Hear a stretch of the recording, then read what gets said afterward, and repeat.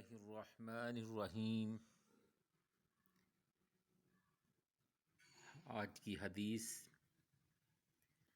صحیح بخاری حدیث نمبر 2748۔ حدیث صحیح صدقہ۔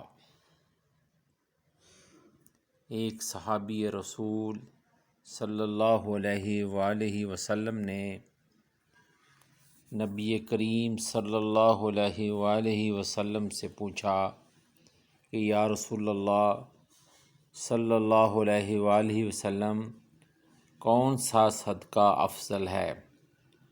فرمایا کہ یہ کہ صدقہ تندرستی کی حالت میں ہو، کہ تجھ کو اس مال کے باقی رکھنے کی خواہش بھی ہو جس سے کچھ سرمایہ جمع ہو جانے کی تمہیں امید ہو،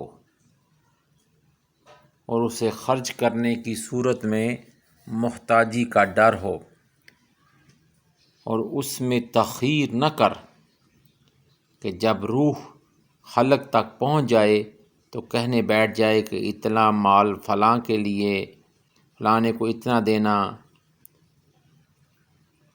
اب تو فلانے کا ہو ہی گیا تو دنیا سے چلا۔ یعنی کہ جو بھی صدقہ کرنا ہے وہ حالت صحت میں اچھے طریقے سے کیا جائے،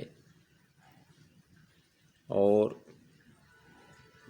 کیونکہ جب دنیا میں انسان ہوتا ہے تو اس کو خواہش، جینے کی خواہش بھی ہوتی ہے، اور وہ مال کی اسے ہوس بھی ہوتی ہے۔ تو اس حالت میں جو صدقہ کیا جاتا ہے وہ واقعی ہی انسان اپنی خواہشات کو کاٹ کر، ختم کر کے، مار کر اللہ تعالیٰ کے راستے میں اس کے اور غربا و مساکین و یتامہ، عزیز و اقارب،